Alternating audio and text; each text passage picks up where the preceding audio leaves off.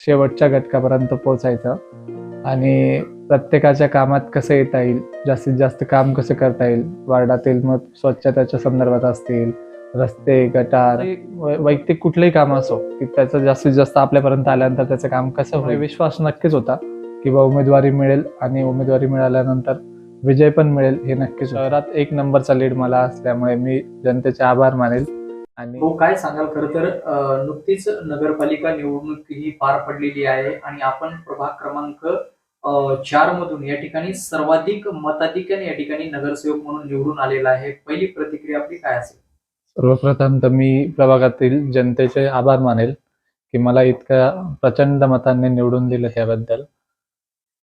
गेल्या 12 वर्षापासून मी प्रभागात काम करतोय. मंगेश दादांच्या माध्यमातून असेल, प्रतिभाताईंच्या माध्यमातून असेल, प्रभागात विकासाची कामं असतील, ओपन पेस असतील, भरपूर काही कामं आहेत त्याच्यात. सामाजिक, सांस्कृतिक किंवा आरोग्याच्या संबंधित मी बरेचसे शिबिर घेतले. तर गेल्या 12 वर्षापासून मी काम करत असताना आज इथपर्यंत पोहोचलो.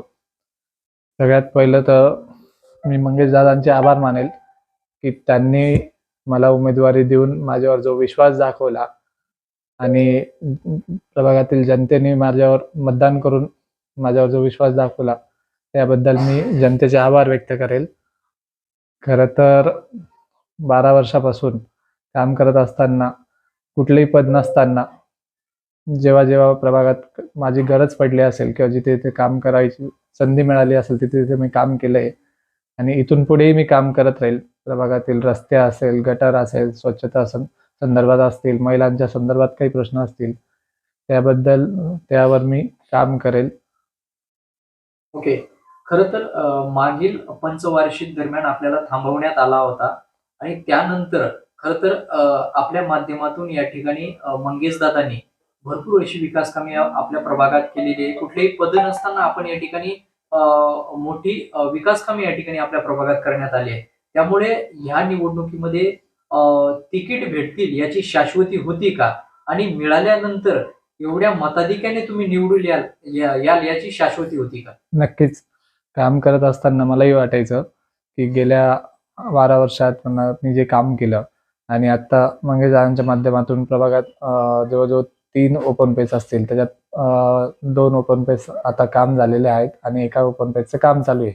त्यात 65 लाखाचे 2 ओपन पेस आहेत ते पूर्ण झाले आहेत. आता एक ओपन पेस आहेत ते 2 कोटीच्या ओपन पेसचं काम चालू आहे आणि जवळजवळ 50-60 लाखाच्या रस्त्याचे काम आता प्रस्तावित आहे, म्हणजे मंजुरीला आले. ते पण आता थोड्याच दिवसात काम चालू होणार आहे.